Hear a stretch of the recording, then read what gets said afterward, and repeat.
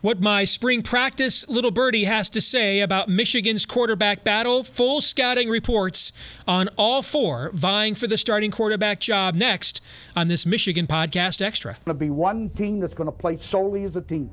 No man is more important than the team. No coach is more important than the team. The team, the team, the team. Looks deeper into the corner. Waits for it. It's caught. This is no time for that. In the pocket and a sack. Tim Jamison. Brady gets terrific. Throws it and a touchdown. Knight again. Schultz just before Purcell got him. And a leaping interception by Woodson. Harbaugh back to throw over the middle. Caught by Collier at the 5 on his feet. Touchdown, Michigan. On its way. It's good. He's 5'7", 179 pounds, a junior at Michigan. But Jamie Morris hacks a wallop, and he delivers for Bo Schembechler. And here's your first play. Pressure coming. Sack. It is Glenn Steele, number 81, who fought his way through the traffic. Option. And Robinson calls his own number, and he's going to score.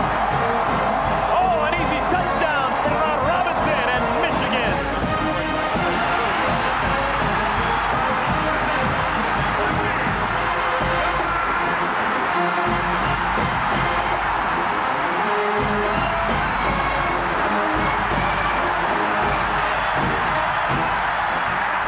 We're going to win the championship again because we're going to play as a team.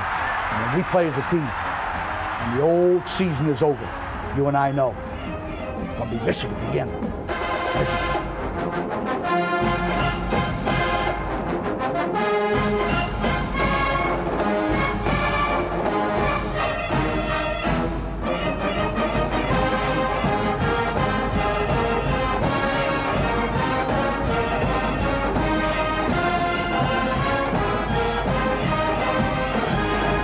Go Blue, I'm Steve Deace, and welcome to another off-season Michigan Podcast Extra, where we break in during a little downtime before it gets cranked up for the fall when news breaks open, including the end of Michigan's spring practice. They've gone on the Paris trip, and now there is a bit of a downtime before players start reporting back to campus in June for summer workouts, 7-on-7, summer conditioning, and then fall camp begins July 31. It's not that far away. Of course, everybody wants to know about Michigan's quarterback battle. And really, it's Shea Patterson's job to lose, as we all know.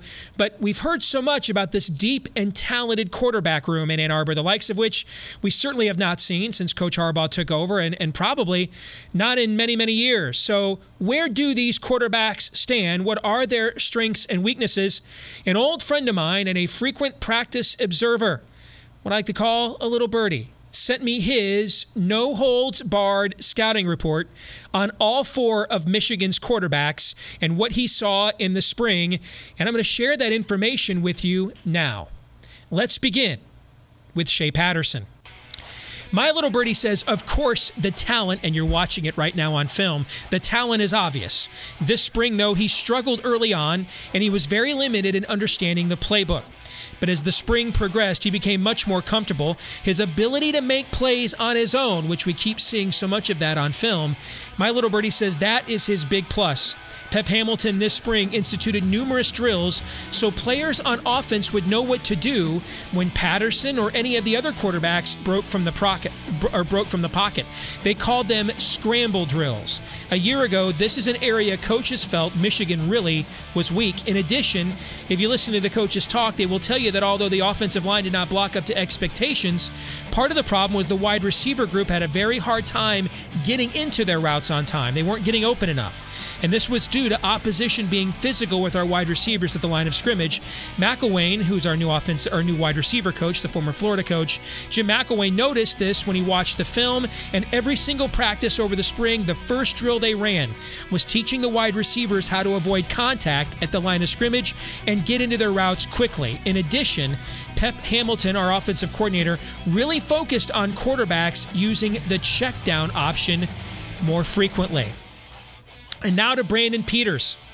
My Little Birdie says, again, started the spring slow, but in the last 2 weeks of the spring, Brandon Peters really was excellent.